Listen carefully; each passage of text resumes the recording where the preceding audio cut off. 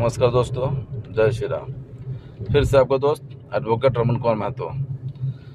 मैं पिछले 2 वीडियो में एक गंभीर मुद्दे पर चर्चा कर रहा हूं दोस्तों, वो है सीएनटी की ज़मीन विक्रेताओं द्वारा धोखाधड़ी। दोस्तों, मैं कहना चाहता हूं कि सीएनटी ज़मीन जो विक्रेता बेच के फिर उसको बेईमानी की नीयत से हथियाना चाह रहे हैं, वो बहुत ही गंभीर मुद्दा है दोस्तों।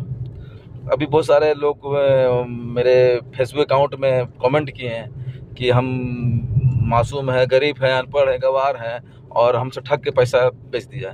उनसे मैं कहना चाहता हूं कि भैया, पहले अगर आपसे 50 साल पहले अगर आप बोलते हैं कि आपको ठग लिया तो एक पल के लिए माना भी जा सकता था, लेकिन आज के दौर में आप बोलिएगा कि हमको ठग लिया, हम अनपढ़ हैं, तो ये तो बेईमानी बात हो जाएगी। आज के दौर में सभी पढ़े लिखे हैं और सभी होशियार हैं और पहले से ज़्यादा आजकल सीएनटी ज़मीन की बिक्री की जा रही है। एकदम साफ क्लियर बात।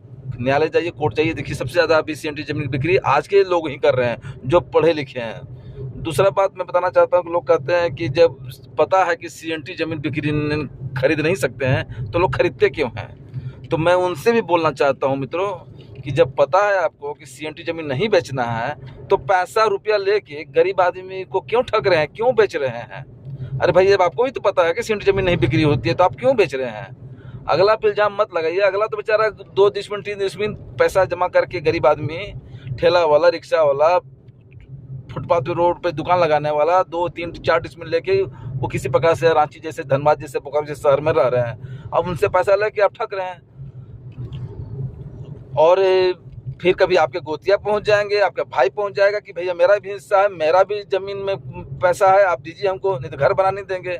तो इस प्रकार से आप एक ही ज़मीन को आप भी बेचते हैं, आपके गोतिया ही बेचते हैं और आपके मैंने मोहल्ले वाले भी आके बेचते हैं कि भैया मेरा भी हिस्सा है। तो बेचारा एक गरीब आदमी बार बार एक ही ज़मीन का पैसा देता है और आप बार बार उसको प्रताड़ित करके ठग के पैसा वसूलते हैं। तो ये तो सरासर गलत है। सरकार को इन विषयों पर संज्ञान लेना चाहिए।